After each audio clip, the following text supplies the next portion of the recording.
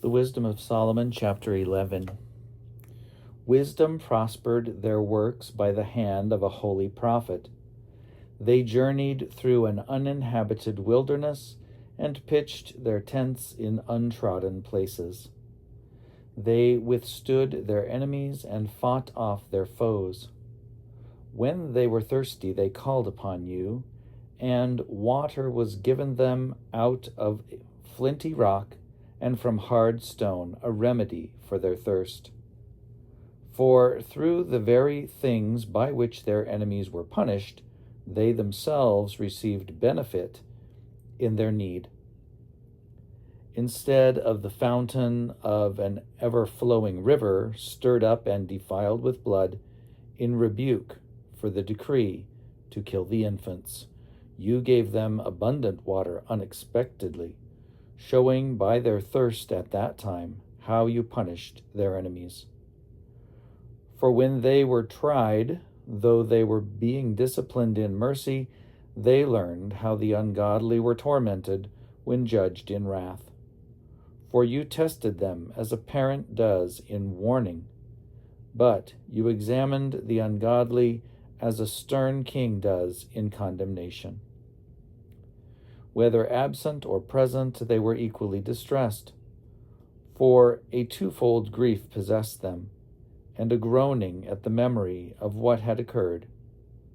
For when they heard that through their own punishments the righteous had received benefit, they perceived it was the Lord's doing.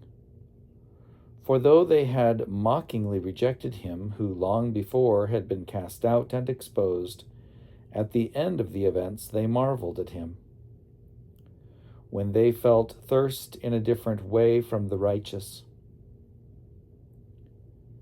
in return for their foolish and wicked thoughts, which led them astray to worship irrational serpents and worthless animals, you sent upon them a multitude of irrational creatures to punish them, so that they might learn that one is punished by the very things by which one sins.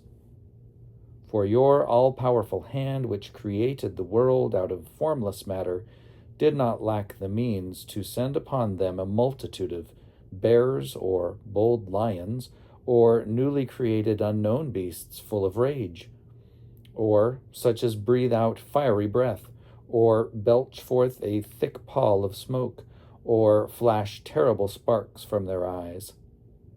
Not only could the harm they did destroy people, but the mere sight of them could kill by fright. Even apart from these, people could fall at a single breath when pursued by justice, and scattered by the breath of your power. But you have arranged all things by measure and number and weight. For it is always in your power to show great strength, and who can withstand the might of your arm? Because the whole world before you is like a speck that tips the scales, and like a drop of morning dew that falls on the ground. But you are merciful to all, for you can do all things, and you overlook people's sins so that they may repent. For you love all things that exist, and detest none of the things that you have made. For you would not have formed anything if you had hated it. How would anything have endured if you had not willed it? Or how would anything not called forth by you have been preserved? You spare all things, for they are yours, O Lord, you who love the living.